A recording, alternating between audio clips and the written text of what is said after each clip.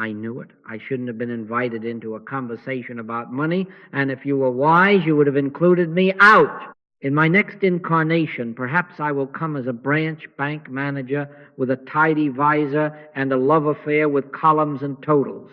But in this one, I have only a handful of dollar bills, God tossed at me like marbles, and the instruction, don't live inside of them.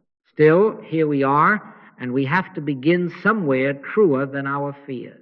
So let me confess at the front door, when people start talking money, I can feel the room grow, either fevered or frozen, and neither is holy. That is why I came, to open a window. Now I know your life is saturated with forgiveness quotes and sunset, scriptures today, feed after feed, of be kind and love your enemies, and tiny cursive letters about peace. And money, well, money feels like a detour from such lofty territory, like we're sullying the sanctuary. Only what if money is the mirror that refuses to lie? A reflective little rectangle that shows us exactly whom we condemn and exactly where we live in consciousness. Do you think it is the God self of us that withholds rent or rations, rice, or pits brother against sister over a decimal point? Do you think the infinite turns off supply like a miserly landlord until you say the right prayer? Or is it just our humanhood, our sense of selfhood apart from God, clutching at paper and then blaming the paper for our breathlessness? Let's be plain before we go any further, because there is one metaphor that will carry us the whole way. Money is a tomb if you live inside it. It is only paper if you stand outside and use it as an instrument. The very same bill that smothers a man when he inhales it, as his life, will calmly pay a carpenter for his day, buy rice for a widow, and slip on down the road. Inside the tomb, you measure your pulse by the market and your worth by the wallet. Outside, you are alive in God, and the paper is a screwdriver, a spoon, a ticket useful, but never an identity. Where your treasure is, there will your heart be also, said the Master, and we have been hiding our hearts in desk drawers and bank apps as if they were tombs sturdy enough to hold life. They are not. I am not here to scold your arithmetic or scuttle your plans. Keep a ledger by all means. 2 and 2 make 4, whether you glow or grumble. But do not ask the ledger to be your savior, because it doesn't know your name. Ye cannot serve God, and mammon was not a threat, it was a diagnosis. 2 masters make a split mind, and the split mind makes tight shoulders and shallow breath. Take no thought for your life. What ye shall eat or what ye shall drink was not an advertisement for indolence. It was a relocation notice. Move out of the tomb of anxious calculation into the country of trust, where planning becomes an instrument and not a prison. We will, before we have finished, do a very swift self-audit. No spreadsheets, no shame, and I promise you, no sermonizing scold, just a little question about where your eye is living when you look at paper. Your body, that faithful truth teller, will answer faster than your theology. If you feel the drawbridge of your chest lifting when a bill arrives, you are camping inside the tomb. If you can breathe as if God himself were air, you are already outside, and paper is harmless again. So this is my awkward entrance. Money is not your problem. It never was. The problem is only the address you have given your life. If you have moved into paper, you will suffocate and then call it prudence. If you move into God, you will find there is a life to be lived and paper to be used, gently and impersonally, for orderly living and quiet love. Fear not, little flock, for it is your Father's good pleasure to give you the kingdom. We have mistaken the kingdom for an account balance. Shall we come out of the tomb together and see if the sun is still warm? It's a tomb if you live inside it, and just paper if you use it. There is the sentence, and if you will let it sit in the room with you for a moment, it will introduce you to yourself. Living inside money is not about having a lot of it or a little. It is a residence, a mailing address of identity. Inside, the air is denominated. You breathe in digits and exhale anxiety. Inside, the thought stream runs on a rigid liturgy. If I can earn, I am. If I can save, I am. If I can prove, I am. Inside, the bank app is not a tool but a weatherman, and your mood is its forecast: sunny with a direct deposit, stormy with an unexpected bill. Inside, the wallet is an oxygen tank and your name is printed on the receipt. Inside, you cannot lay it down without laying yourself down with it. You cannot give without feeling smaller. You cannot lose without feeling lost.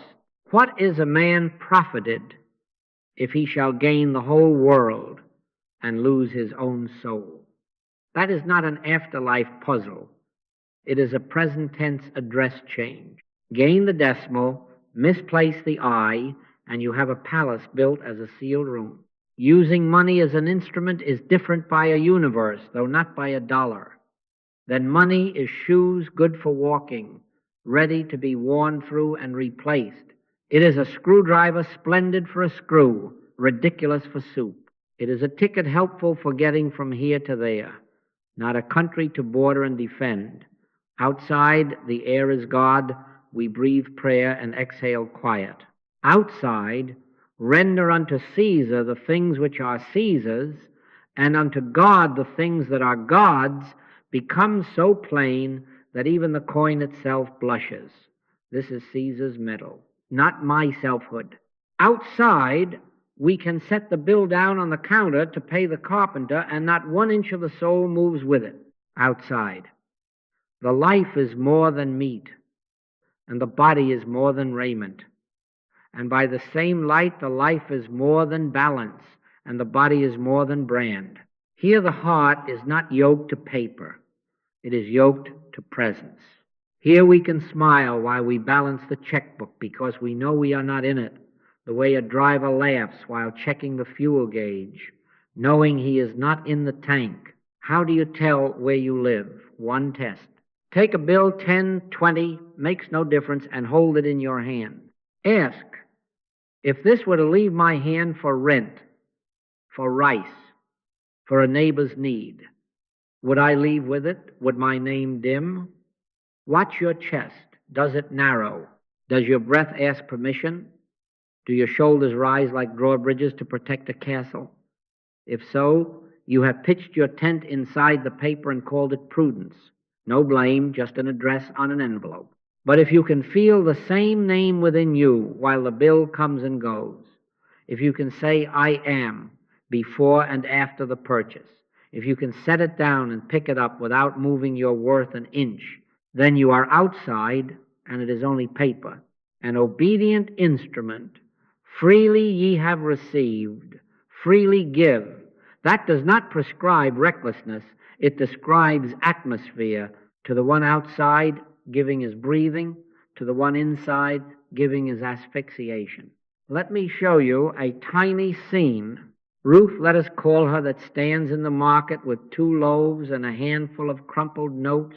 Behind her, a man in a hurry, counting under his breath. She pays, and the notes slide away like leaves in a stream. Her face does not change, because her name was never printed on the leaves. She steps aside and presses a coin into the hand of a boy with a jar of school candy, and her jaw does not harden with virtue or soften with pity. She is using the instrument the way a musician uses a flute air passing through wood to make something kind. The man behind her watches his number flash on a screen and mutters at the price of eggs, as if the eggs had insulted him personally. His soul hitches itself to the receipt, and when it tears, he tears. 2 lines, 1 market, the same currency, 2 addresses, 2 atmospheres. Do you think it is the God self of you that needs money to verify existence? Do you think heaven clocks you in at the time clock and says, you may be now because you have earned? Or are those thoughts the little ghosts that dance in every tomb, restless, conditional, bargaining? Let's twist a word the Master once gave us and hear it in our tongue for a moment. The Sabbath was made for man, and not man for the Sabbath. Money was made for man, not man for money. When we reverse that, we kneel to the coin and ask it to grant us a soul. When we keep it straight, we kneel within and find soul already whole. Then send the coin on its errand without a farewell party. So I will leave you with the simplicity we keep trying to complicate. It's a tomb if you live inside it, and just paper if you use it. Keep your hands exact and your heart unbound. Let the mind be outwardly accurate with pennies and inwardly careless with pride. Stand outside in God and let the bills come and go like tools from a belt. In that place, supply is not a mood, purchase is not a confession, and love is no longer on a leash tied to a wallet. Seek ye first the kingdom of God and his righteousness, and all these things shall be added unto you. When the I is located in that kingdom, the adding is merely arithmetic, and paper behaves itself like paper held lightly, set down without panic, always an instrument, never a tomb. Now, let us ask the only questions that matter here, questions that do not accuse the paper, but interrogate the throne upon which we have seated it. Do you think paper can give you life? Do you think numbers can confer existence? Do you think a direct deposit can anoint you I am, and a declined card can excommunicate you from being? Do you think peace dwells in ink upon a line? Do you think safety is a password? Do you think love is a premium card with benefits? Do you think selfhood is a decimal point that moves to the right and takes your soul along for the ride? If you do, then you have asked Caesar to be Christ and wondered why he taxes you in your sleep. Let us go on, because the old selfhood is a slippery advocate. Do you think anxiety bows because you count it again? Do you think fear is cast out by spreadsheets? Perfect love casteth out fear, not perfect arithmetic. And the Master had the audacity to say, peace I leave with you, my peace I give unto you. Not as the world giveth, not as the market giveth, not as payroll giveth, not as interest rates giveth. If your peace comes as the world giveth, it will go as the world taketh away. And that is not peace. That is a nervous vacation. Do you think money is unholy then? No, my beloved. This is not anti-money. This is anti-idolatry. This is not smashing coins. This is smashing the altar upon which we laid our name. Thou shalt have no other gods before me has no grudge against paper. It has a grudge against our habit of climbing inside symbols and calling them substance. Man shall not live by bread alone. Let's twist that a little closer to our daily use. You shall not live by bills alone, but by every word that proceedeth out of the mouth of God. The bill is for bread, the word is for life. If you need evidence, your body is quicker than your theology. Tight chest when you spend, do you feel the drawbridge go up as if the city must be protected from famine? Superiority when you earn, does your spine add 2 inches because the world just confirmed you exist? Despair when you lose, does a small subtraction feel like a funeral? Fixation on comparison. Do you weigh your dinner against your neighbor's car and call it wisdom? These are not money issues. These are selfhood alarms. They are the personal self, strapping on God's crown and then wobbling under its weight. When we blame the coin for that wobble or worship it for temporary balance, it is only selfhood begging for a substitute God. Do you think it is the God self of you that swells with pride at income and shrivels with a bill? Do you think God within you whistles a happier hymn because a line on a statement fattened? Or is that just humanhood, our sense of self apart from God trying to secure its own life with external certificates?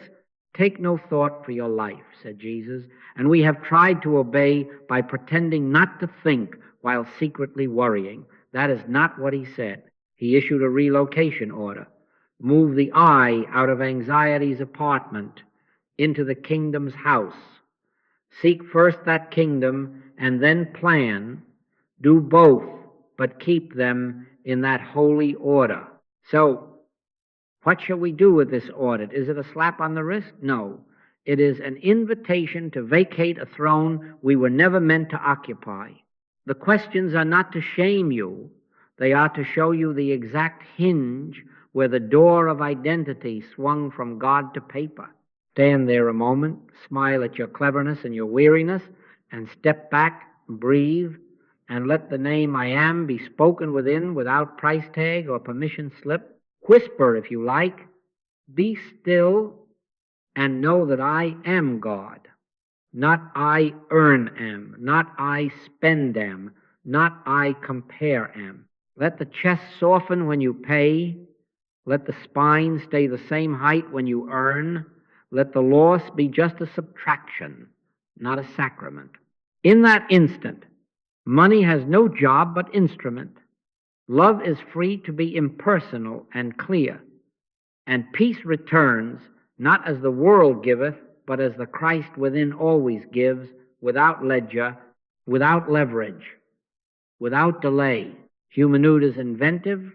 Give it 5 minutes in a mirror and it will sew a costume that looks exactly like a life. The quickest costume at hand is money, because it is measurable, portable, and it brings applause from strangers. So humanhood, that sense of selfhood apart from God, slips into net worth, like a tailored suit, and asks the world, do I look like someone? And the world says, yes, you look like an I am with numbers. And we, relieved to have a uniform, believe it until the tailor calls and says the suit must be altered, and suddenly our I am feels too tight under the arms. Do you think the God self of you changes size with markets? Do you think the Christ within grows an inch with a raise and shrinks with a repair bill? Or is that just the costume wrinkling while we mistake it for skin? Here is the cunning rhythm of the costume: pride in having, shame in lacking. It looks like two moods, but it is one attachment singing in two keys. Pride whispers, you did it, you secured your existence, you are the kind of person who has. Shame mutters, you failed. Your existence hangs by a thread. You are the kind of person who lacks. But both lines deliver the same sermon. Selfhood depends on digits, breath depends on paper, and both lead to the same altar where we kneel to a God who changes hourly. Take heed and beware of covetousness, the Master said. For a man's life consisteth not in the abundance of the things which he possesseth, not in the abundance. And let's twist that word gently, nor in the scarcity. The life does not consist in either direction. It consists in God. Watch how the costume recruits morality to defend itself. The rich are judged as suspect. Surely their selfhood is swollen with mammon. The poor are pitied as saints in waiting. Surely deprivation purifies. The middle are congratulated for worry. Surely anxiety is the price of virtue. Every station furnishes a tomb if identity moves in. The wealthy can live inside their vault and suffocate with velvet on their lips. The poor can live inside their lack and suffocate with righteousness on their tongue. The middle can live inside their budget and suffocate with responsibility on their calendar. Judge not, the Master said, that ye be not judged. And I would add, pity not in that sticky human way, lest you glue men and women to the very costumes you claim to help them shed. Love is not moral leverage.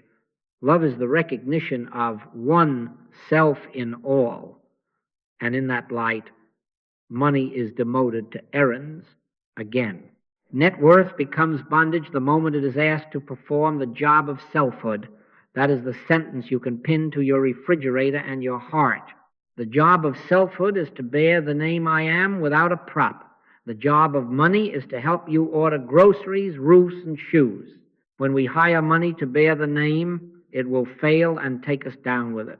When we release it to errands and hire God for selfhood, there is a stillness that cannot be promoted and cannot be demoted. I die daily, said the apostle. And if that phrase sounds like black robes and candles, let's bring it into the kitchen. To die daily to the personal self here and now is to refuse each morning to let a balance narrate your value. It is to look at the number and say, you are Caesar's, I am God's. It is to feel the tickle of pride when something increases and to let it pass like a sneeze without building a statue to it. It is to feel the sting of shame when something decreases and to stand in the same posture you stood in 5 minutes prior, because no subtraction can touch I am. It is to practice a small holy obstinacy. Today, money will not speak my name for me. How does that look at 3 p.m. when an invoice delays or a surprise expense lands?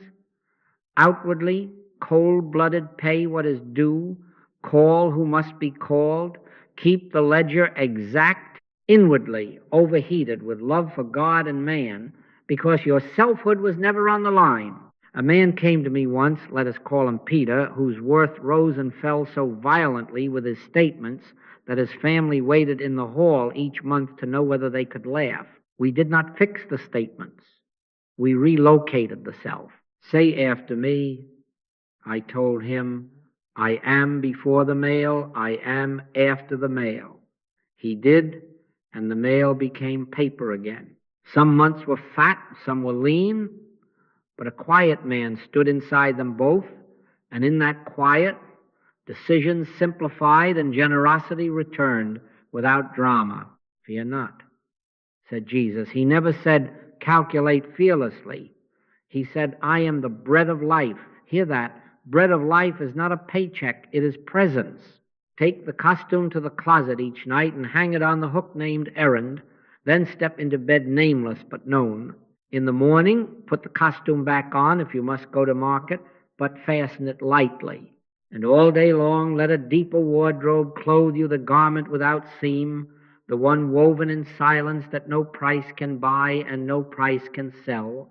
In that robe, you will not mistake net worth for worth. You will live and let paper do its little jobs and call it good. Now that we have hung the costume back on its hook and refuse to let a balance speak our name, something else steps out of the closet, an old tight coat called condemnation. Humanhood keeps ledgers not only at the bank but in the heart, and some of our heaviest accounts are titled What They Owe Me and What I Owe Myself. I have had those folders. I have kept a private mint in my head that prints fresh IOUs at 3 in the morning, complete with portraits of ex-employers, ex-spouses, and most expensively, my own face. Do you think it is the God self of you that tallies those debts and then withholds breath until they are paid? Or is that the clever personal self running a courtroom in the wallet? So let us ask, because forgiveness does not float in clouds. It sits right here on the kitchen table with the bills. Who are you condemning through money? The spender who ruined the budget? The debtor who should have known better? The wealthy neighbor whose driveway makes your dinner taste different? The employer who undervalued you? The client who ghosted? The ex who owes what can never be repaid in dollars? Do you condemn yourself for not being farther along by now, as if life were a race with a prize for arriving anxious? Do you condemn your parents because they did not give you a financial ark when the flood came? Do you condemn the system as your God when it blesses and your devil when it does not? Hear the questions and let them locate the courtroom. Judge not that ye be not judged, said the Master, not because discernment is illegal, but because condemnation boomerangs and binds the condemner to the very altar he erected. Forgiveness, then, is not approving behavior. It is removing the false power we granted to people and paper to name us, feed us, or starve us. Forgive us our debts as we forgive our debtors. It is not a pious flourish at the end of prayer. It is a key in the lock of this very cell. Twist it as I release others from the role of my source. I am released from the role of their judge. How oft shall my brother sin against me, and I forgive him till 7 times? I say not unto thee until 7 times, but until 70 times 7. That is a way of saying until the story loses its name tag and returns to God. And if you want a concrete altar on which to practice, do not wait for a sensational betrayal. Wait for a bill. When a bill arrives, judge not has feet in a stamp. Pay what is yours to pay, or call what is yours to call, but before the fingers move, release the human throne. Say quietly, neither do I condemn thee not to excuse a thief or bless a sluggard, but to lift the gavel from your own hand and the noose from your own neck. Let me tell you of a woman, we will call her Lila, who kept a thick envelope in her drawer labeled in red ink, "What he owes." Inside were statements, texts, and a record of small humiliations, each one accruing interest. She was right by every earthly measure. She was right, and yet her breath was short and her house cold with invisible wind. We did not change the numbers. We changed the job assignments. We took the gavel from her hand and the crown from his head and returned both to God. She wrote one letter, no drama, no pity, stating clearly what was due and by when. Then she prayed the Lord's Prayer, and at the line about debts, she whispered, "Father, remove from me the power I gave him to be my source.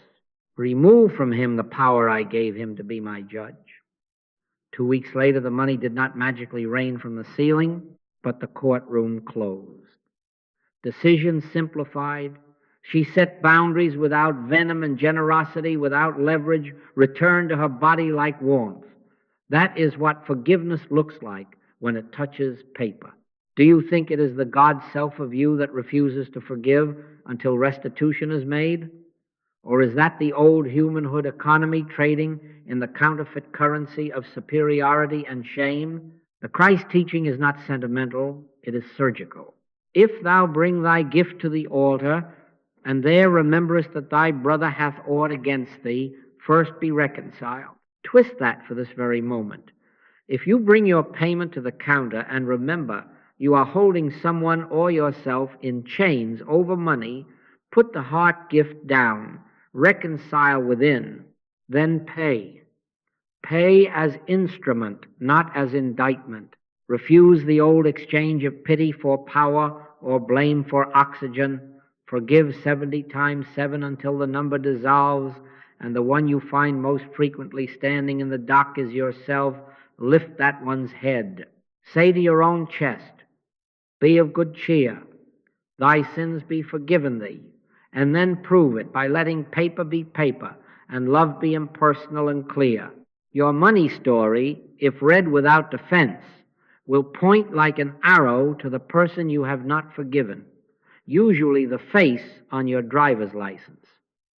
Do not be harsh with that discovery. Be holy with it. Today, let every bill, every invoice, every line on a statement be a bell that rings this one practice. I release you, I release me from pretending to be God. In that release, you will feel the tomb door loosen on its hinges, and the same bills that used to be chains will become errands again, quiet, decent, and unable to speak your name. Now we must speak of the wire that keeps shocking us, emotional interchange. We have forgiven the debtor and laid down the gavel, and yet the body still leaks when it gives and manipulates when it feels needy. That leak is called pity, and it masquerades as love the way a fever masquerades as warmth. Pity is hot with self. It says, "Let me feel big by making you small," or "Let me purchase innocence with a donation," or "Let me relieve my guilt by sending paper to do the penance I refuse to do in prayer." That is why pity depletes. It must keep paying for its costume. Impersonal love is different. It is quiet, universal, and unpurchasable. It does not bend down to be taller. It does not rush to be seen. It does not require a receipt. It is the recognition of the one self everywhere, doing what is fitting without the theater. Take heed that ye do not your alms before men to be seen of them, said the Master. And again, when thou doest thine alms, let not thy left hand know what thy right hand doeth. Hear it as insulation. Let not your sentimental hand inform your spiritual hand. Do not braid your gift with your identity. The moment giving relieves guilt, purchases approval, buys virtue, or presses the lever of control, the paper turns into a tomb and your soul climbs inside for a nap. When giving is an instrument of love, it remains paper in your palm and presence in your heart. You will give, and your pulse will not race. You will refuse, and your pulse will not freeze. That is what I mean by no emotional interchange in human relationships. Let me ask you, since we are auditing motives without a jury, are you using money to make someone love you longer? Are you using money to punish without saying the word? Are you using it to announce importance in a room where Christ is the only importance? Are you using it to sedate your fear of being alone? Are you giving because your image requires it, or withholding because your story requires a villain? Do you think it is the God self of you that plays banker to another's approval? Or is that you manured begging coins to do God's work? Give, and it shall be given unto you has been twisted into a slot machine promise. Let's untwist it. It is not a bargaining chip, but a description of a universe already flowing. Love gives because it is its nature, not because it hopes to be paid back with applause or insulation against tomorrow.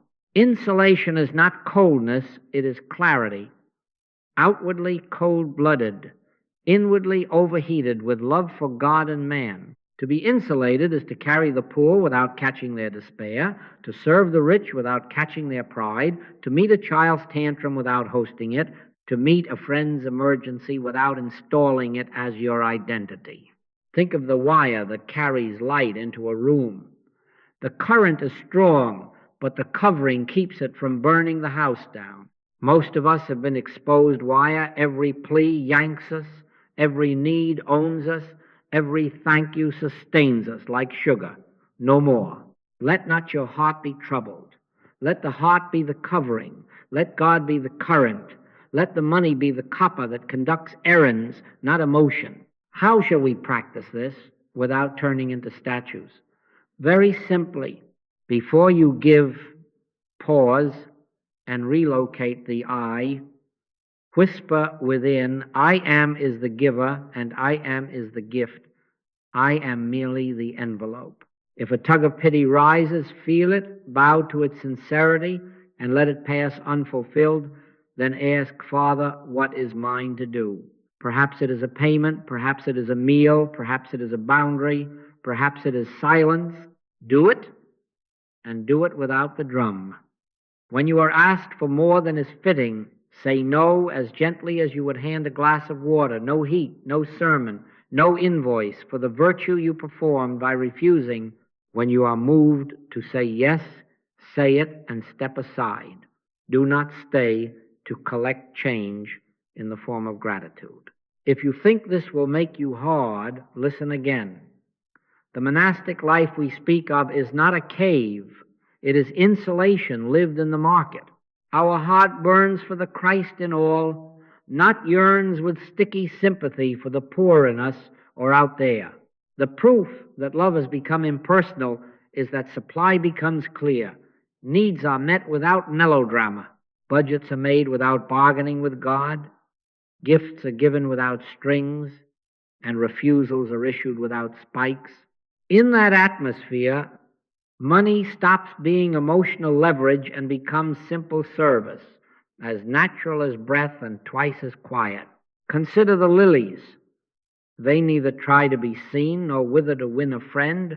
They simply are, and their Father clothes them. Let us be lilies with ledgers accurate in hand, transparent in heart, so that what passes through our fingers is only paper, and what abides in our chest is only God. Since we have become lilies with ledgers, let us speak plainly about ledgers, both of them, and let me confess before the accountants faint. In my next incarnation, I am going to be a branch bank manager. I am going to keep such perfect books they will frame my balance sheets, and I will still learn nothing, because I will be bowing to a little idol called 2 times 2. I will light a candle to arithmetic, O thou faithful four, thou never failest me, and then wonder why my soul gets audited by fear every night. Do you think it is the God self of us that trembles when 2 times 2 stays 4? Or is that the personal self worshiping a ruler and calling it a scepter? There are 2 ledger books. The outer ledger is sacred in its place. Numbers, dates, dues, wages, honest and paid on time, taxes rendered without tantrum. Render unto Caesar the things that are Caesar's. Keep that book exact. Let it tell the truth in ink. Let it restrain fantasy. But there is an inner ledger, and on its pages you will not find decimals. You will find the movements of I, attachment or freedom, fear or trust, pride or humility, condemnation or forgiveness. Where your treasure is, there will your heart be also. Which ledger holds your heart? Do you think God's life in you rises and falls with the margin column? Do you think the Christ within needs a surplus to be gentle? Spiritual living is not sloppy. It does not excuse unpaid bills with hallelujahs. It is rigorous, outwardly cold-blooded, and inwardly overheated with love. Pay what is due, return excess change, write the budget, balance the account, and then die daily to the belief that arithmetic is life. 2 times 2 is not salvation, it is a measuring cup. Take no thought for your life does not mean neglect, it means relocation. Think, plan, write, but do not live in the plan. Live in God. And let the plan be a bridge your feet cross, not a coffin you sleep in. Let us practice the translation that turns tomb into instrument. When the thought shouts, I need X to be safe, rephrase it in your own tongue. Safety is spiritual. Money is a channel, not a source. The Lord is my shepherd. I shall not want. When the mind bargains, if this deal fails, I am finished. Answer, I cannot lose life in God. A deal is weather, and I am rooted. When pride whispers, my increase proves my worth, say, worth is God's name in me. Increase proves only arithmetic. When anxiety nags, check the balance again. Answer, peace is not in the sum. Peace is my peace I give unto you, not as the world giveth. When guilt mutters, I can't afford to be generous, say. Generosity is a state of love. Wisdom will govern the amount. Do you feel the contrast? In the outer book, you correct errors with erases and calls. In the inner book, you correct errors with repentance and re-identification. In the outer book, you ask, what is due? When? To whom? In the inner book, you ask, who is the I that pays? Whose hands are these? Who breathes when the zeros move? And let me tease my dear accountant friends 1 more inch. You have double entry for Caesar, debits and credits, have double entry for Christ, every figure posted to trust, every fear posted to prayer. When the outer line goes red, refuse to let the inner page turn crimson with panic.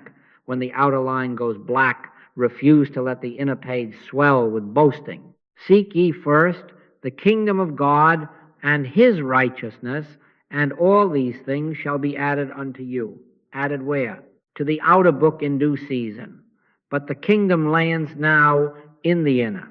Keep the outer ledger accurate, but do not let it become the book of your salvation. Salvation is not a balance, it is a presence. Let us twist our pocket Bible just enough to make it walk with us to the desk. Render to Caesar the figures, render to God the I. Let the pen in your hand be clean, and the heart behind it be quiet as still. Then the numbers will tell their little stories, and the soul will not audition for a part in them, and you will discover the sweetest humor of all. When the inner ledger rests in Christ, the outer ledger stops screaming for worship and starts behaving like what it is, paper speaking in digits, servants answering bells, errands on their way home. Now, let's make this so plain your body can do the teaching while your mind goes out for air. 3 quick places to test whether you are living inside the paper like a mummy or outside it like a free man using an instrument. The first is obvious and embarrassing. The moment you check a balance. I know that moment. My thumb used to refresh an app with such devotion it nearly asked for a tithe. Do you feel the chest lift if the number is higher and the stomach drop if it is lower? Does the spine arrange itself differently because digits moved? Do you think the God self gained a molecule when the deposit landed? Do you think the Christ within misplaced himself when the bill posted? If your mood rides the elevator with the number, you have stepped into the tomb and pulled the stone behind you. Your body will tell you before your theology has a chance, tightness is the alarm. The remedy is not heroic. It is holy and small. Close the app a moment, hand to chest. Breathe once, deep and slow, and say within, I am before numbers. Render to Caesar the figures, render to God the I. Be still and know that I am God.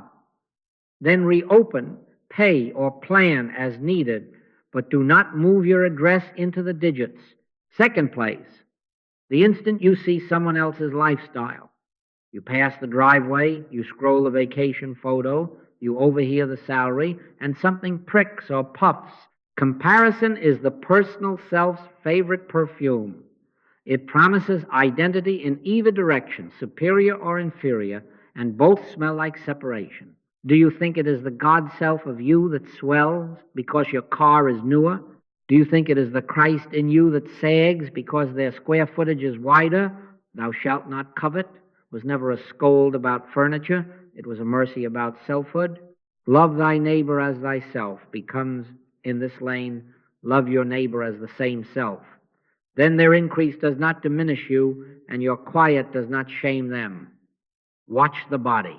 If the jaw sets, if the breath thins, if a cocktail of thrill and dread swirls, the tomb door is creaking.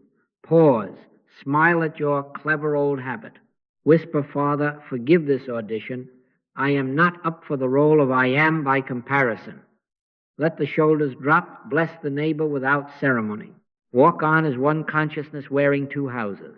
Third place, when a decision stands in the doorway and asks for your signature, buy or wait, price this or gift that, say yes or give the gentlest no. Here the motive is the Geiger counter. Are you about to act from fear, scarcity, gnawing, calendar shouting, the body braced?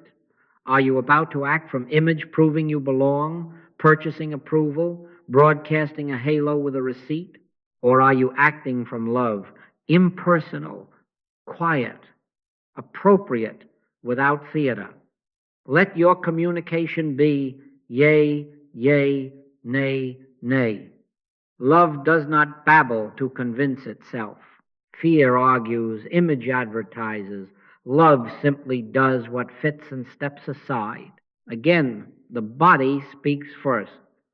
If the heart is sprinting for no good reason, if the throat tightens to explain, if the gut hardens as if bracing for a blow, you have slid into the tomb to consult a committee called anxiety. Step back. One breath. Feel your feet. Feel your ribs widen. Call your name home. I am before bargain, before outcome, before applause. Then answer yes or no from that altitude. Outwardly cold-blooded, write the check or decline it cleanly. Inwardly overheated with love for God and man, no gloating, no shrinking, no invoice for virtue. If you do nothing else today but run this little triad, you will know at once where you live. Balance check. Lifestyle glance. Decision moment.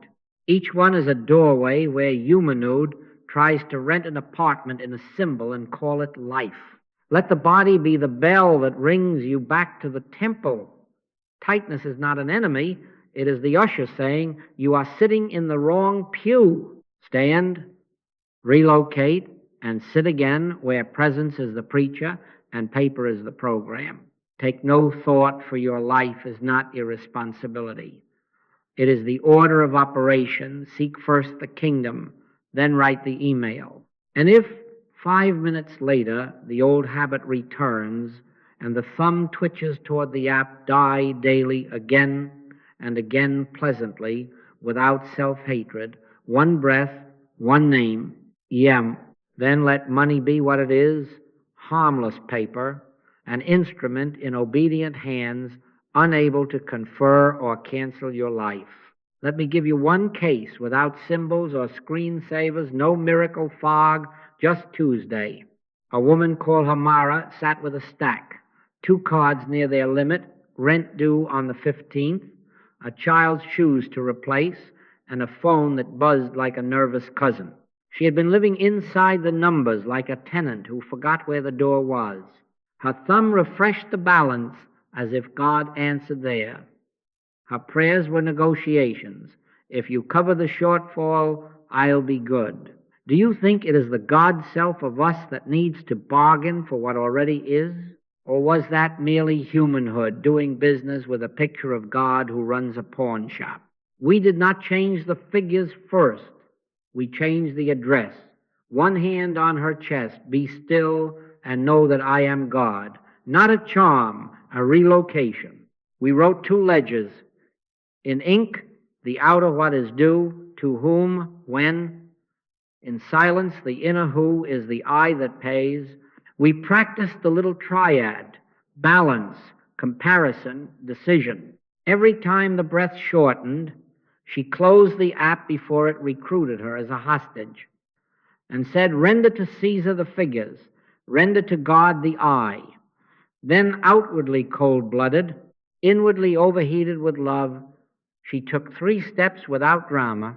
First, she told the truth, no elaborate explanations, no invoice for virtue. She called the landlord not to plead, but to be plain. Here is the date and the amount, here is my plan. The tone was yea, yea, nay, nay. To 2 creditors she proposed schedules she could keep, not fantasies she hoped would impress heaven. Pity did not fund these calls, presence did. You could hear it in the pulse, steady. Second, she cut what was ornamental, not what was essential streaming. She never watched a storage unit that warehoused her past self, subscriptions that purchased a feeling. Lay up for yourselves treasures in heaven, the Master said. And for Mara, heaven meant space on a kitchen table and an evening with her children, unburdened by side hustles she loathed. Third, she raised the rates on work that had been underpriced by shame. No manifesto, no vengeance, just a clear email to 3 clients. New rate effective the 1st. 2 left, 1 stayed. A 4th arrived from a referral she hadn't chased, because clarity speaks in a tone that frightens neither sheep nor shepherd. Do you see the turn? She did not get money first and then become peaceful. She stepped out of money as selfhood and into God as life, then wrote, called, sold, and priced from that altitude. Some forms adjusted upward. One afternoon job expanded to 2. A neighbor paid for tutoring she had been giving free while pretending it was friendship. Some forms adjusted downward. A smaller apartment on a quieter street. Meals planned without the anxiety purchases at 10 p.m. The freedom was the same in both directions. Seek ye first the kingdom of God and his righteousness, and all these things shall be added unto you. Added how? Not as confetti. As right form in right place. Enough, fitting, orderly. What changed in her body told the truest tale. She stopped explaining herself to cashiers and creditors as if her worth needed a witness. She stopped performing generosity to erase private guilt. She stopped making a god out of her ex-husband's payment schedule. Conversations shortened and warmed. Decisions came on time. There were fewer secret calculations about what the numbers said about her soul. When anxiety rose because, forgive me, it still rose, she practiced the daily funeral. The earnest self went under, and the Christ self breathed. 10 seconds, 1 name. Then an email, a call, a no, a yes, clean. Non-magical realism, I promised you. There were months with surplus. There were months with tightness. There was a Friday when the car tire swallowed a nail and the budget swallowed pride. But the tomb had lost its tenant. Paper was paper. Love was impersonal and specific. To a brother who asked for a loan she would once have given to be adored, she cooked dinner and said gently, "No money this time, let's write a plan." He sulked. The heavens did not. "My peace I give unto you, not as the world giveth, give I unto you." That peace became her new arithmetic. Freedom, then, proved itself as this: not getting what you want, but no longer being owned by what you want. When money lost its power to name her, decisions got simple because decisions were no longer auditions. She lived outside the paper, used it as an instrument, and let forms find their level. And if you should ask what the dividend of such simplicity is, I would say it in one word: the body understands. Rest. Not sleep alone, rest. The kind in which you can write a check or refuse one and feel the same sun on your shoulders. The kind in which every yea and every nay comes from one place, and the place is God. Now comes the line that has launched more confusion and more holiness than almost any other. Take no thought. Every time I say it, I can hear two congregations in the same pew on the left. The anxious who fear irresponsibility is about to be canonized. On the right, the careless who hope they have found a verse to excuse unpaid bills and grand declarations. Forgive me, both sides are wrong, and mercy covers us all. Take no thought for your life is not a license to float. It is a summons to relocate the site of life. It is Christ pointing past the meteorology of the mind into the climate of the Father within. Your Father knoweth what things ye have need of before ye ask. Do you believe that? Or do we still think our forecasts run the universe like little weather gods with pencils? Let us twist the Bible upside down and hear it. Walk around our kitchen. Take no thought means refuse to let anxious forecasting become your deity. Write the plan, yes, in ink. Tell the truth, yes, on time. Pay what is due, yes, without pleading. Then, after the honest action, stop rehearsing catastrophe in the theater of your skull. Do you think it is the God self of you that tries on every disaster like jackets in a mirror? Or is that the personal self auditioning for a role called I am my outcome? Be not anxious for the morrow. Translate it while you wash the cup. Do today's decency. Stop touring tomorrow's graveyard. Right planning is an instrument. Anxious thought is a tomb. An instrument you pick up and put down. A tomb you move into and decorate. Plan as you would sharpen a pencil. Clean, quick, fit to purpose. Then return the eye to God. When the mind starts bargaining, if I don't get this client, I won't make rent. If the rates go up, I will be erased. Answer with a red letter in your own tongue. Life is not sustained by clients or rates. Life is sustained by life. I will act with accuracy. I will not enthrone a spreadsheet. When the night whispers, check the account again.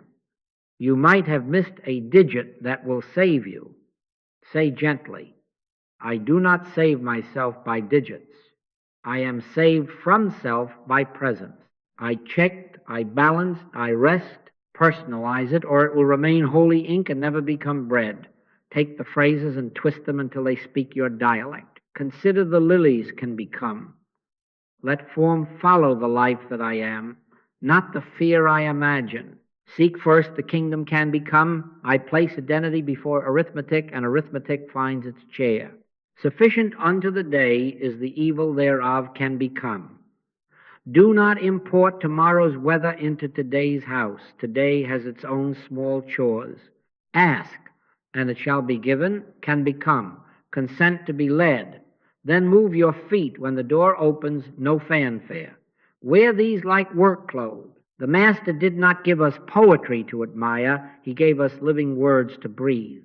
Do you think the Christ in you needs a tailwind to be faithful? Do you think the Father's care is suspended by a late train or a late fee?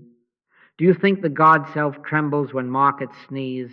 We tremble because we are living inside the plan as if it were our bloodstream. Step out. Outwardly cold-blooded budget, calendar, signature where needed, yea, yea, nay, nay. Inwardly overheated with love. No bargaining, no panic, no righteousness extracted from being underprepared as if chaos were romantic. Practice it for 90 seconds at the desk. Lay the bills before you like small animals, harmless as paper. Whisper, render to Caesar the figures, render to God the I. Make the calls that are yours to make. Adjust what is yours to adjust. Then close the book as a priest closes a door, not slammed, simply shut. When the mind runs back to shake the handle, meet it with a red letter rephrase, I have done today's decency, I refuse tomorrow's idolatry. If fear insists on a second service, sit again, breathe once, and say, my peace I give unto you, not as the world giveth. That peace is not laziness, it is lordship. It does not skip work, it dethrones worry. Right planning is holy when it remains a servant. The moment it attempts to be salvation, it stones us in its little sanctuary and calls it prudence. Refuse that altar. Keep the outer ledger honest, the calendar legible, the promises few and kept, then live in God and let the plan serve as a bridge your feet cross, not a bed where your soul lies down to die. Take no thought does not make you light-headed. It makes you light-hearted. It does not cancel the task. It cancels the tyrant. And in that freedom, you will discover the quietest arithmetic of all. When the I rests in the Father, thought returns to its place as a tool, and life unanxious, responsible, and tender moves of itself.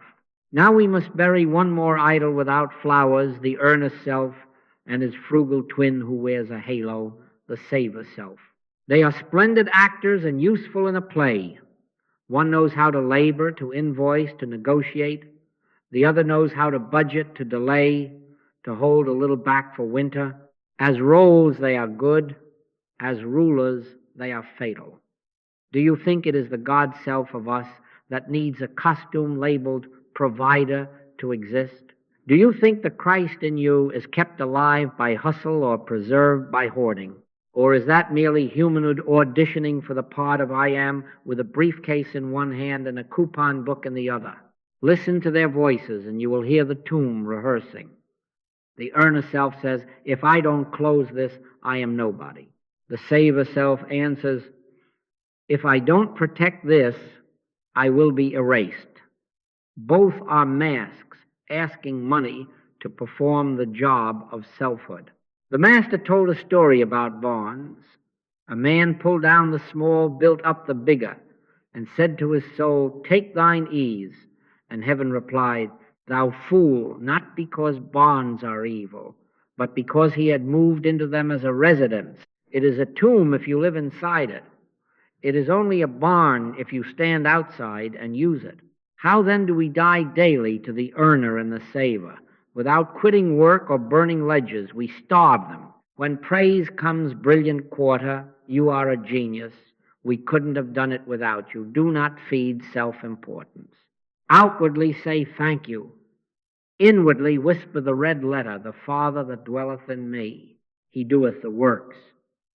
When fear comes, markets are sliding, clients are leaving. You are late, you are lost, do not feed self-pity. Outwardly correct what you can, inwardly receive the other red letter, fear not, little flock, for it is your Father's good pleasure to give you the kingdom. In both cases, you practice the same funeral. The personal self tries to rise. You let it fall back into stillness. One breath, one name. I am before income. I am before savings. Now the paradox that will offend your hustler just enough to save him. You will work better when you stop using work to prove existence. You will negotiate cleaner when the price is not your prayer. You may even earn more, not because you have turned greed into a sacrament, but because clarity has no static. Let your communication be yea, yea, nay, nay. When the earnest self is not on the stage auditioning for immortality, you can walk away from a bad fit without spite. You can raise a rate without swagger. You can accept a no without collapse. You can say yes without theater. Energy that was spent on self-making is freed for service. Attention that was chained to image is returned to accuracy. Fruit appears because the branch abides. I am the vine, ye are the branches. Without me ye can do nothing. Here is the practice, simple enough to hide in a pocket with your pen. Before any money task, invoice, estimate, raise, request, purchase, savings, transfer, pause, the length of a single sincere breath, and acknowledge, my life is not in this transaction. I bring life to it. Say it until you believe it. Believe it until you forget to say it because you live it.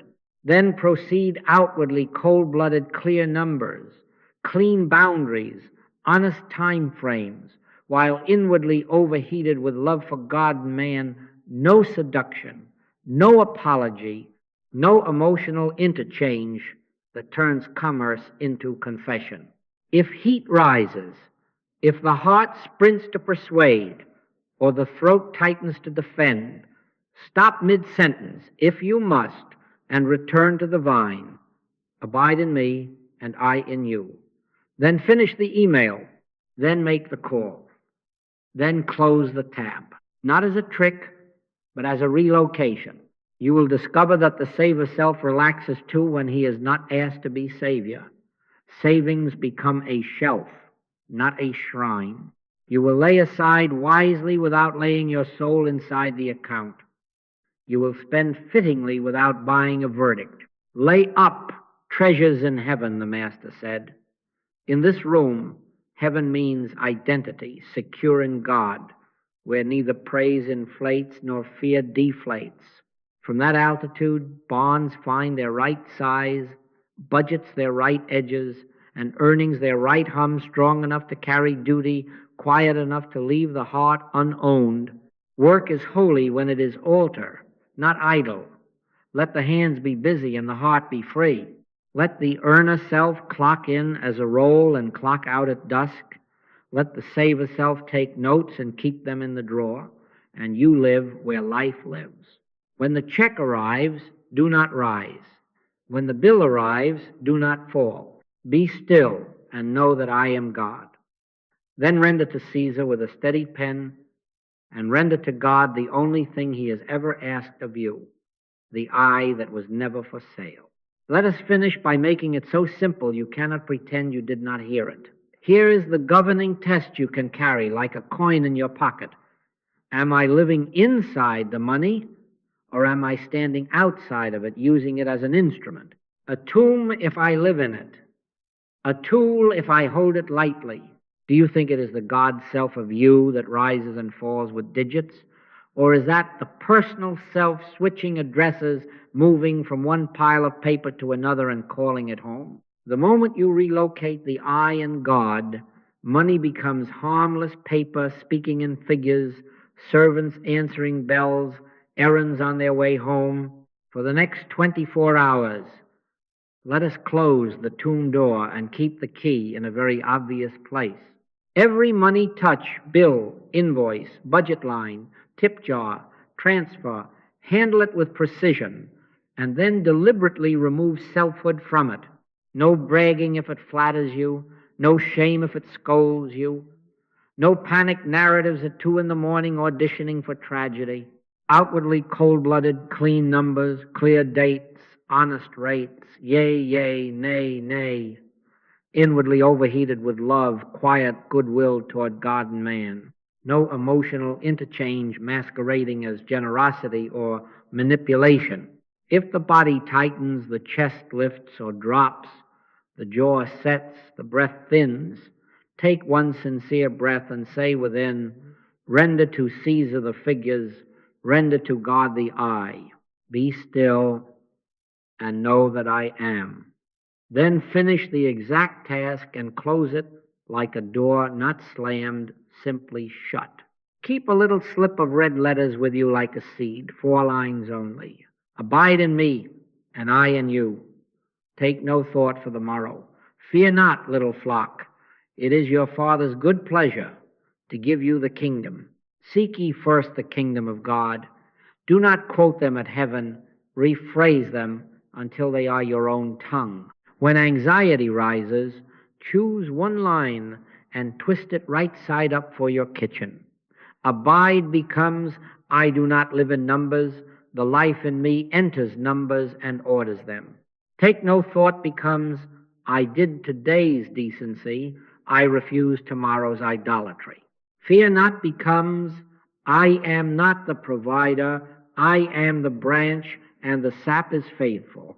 Seek first becomes, I place identity before arithmetic, and arithmetic finds its chair. Speak softly. Do not try to persuade God. Consent to be persuaded. Set 3 small appointments with yourself today morning, noon, evening, 30 seconds each. Morning, before the ledger or the phone, whisper, my life is not in these tasks. I bring life to them. Noon, after one money touch, add, done in order, not done for identity. Evening, review without a whip. Where did I live, inside or outside? If you catch a moment when you moved into the paper and hung curtains, do not prosecute yourself. Forgive at once. Forgive us our debts as we forgive our debtors, and include your own name in both columns. Then die daily again. Let the earner self and saver self bow out. Let the Christ self stay awake. Do not wait for a feeling. Feelings will come and go like weather. Obedience is the climate of the kingdom. Be strict with arithmetic, be gentle still with the heart, return excess change, pay on time, ask fair prices, and accept fair no's without bargaining for worth. Give without performance. Refuse without apology. If you must say no to a request that once owned you, cook a meal or offer a plan, but keep money out of the confessional. Love becomes impersonal, and money stops being leverage. It becomes simple service. And when the old habit returns, and I promise you it knows your address, meet it with the same small practice. 1 breath, 1 name, 1 red letter rephrased. Then back to the desk, to the call, to the errand as a priest returns to the aisle. Here is the paradox that will close us with its tender lock. Be almost cold-blooded toward the dollar because you love too warmly to worship paper. Let the outer hand be steady and exact. Let the inner heart burn only for God and for man as God's beloved, without favoritism, without debt of pity. My peace I give unto you, not as the world giveth. That peace is your real supply.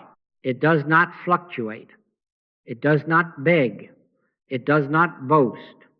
Live there for 1 day, just one, and you will know by evening that money has lost its power to name you. It will have become what it always was meant to be, harmless paper, an instrument in obedient hands, because you have moved your life back where it belongs. And from that place, quietly, without trumpets, goodness and mercy shall follow you into tomorrow.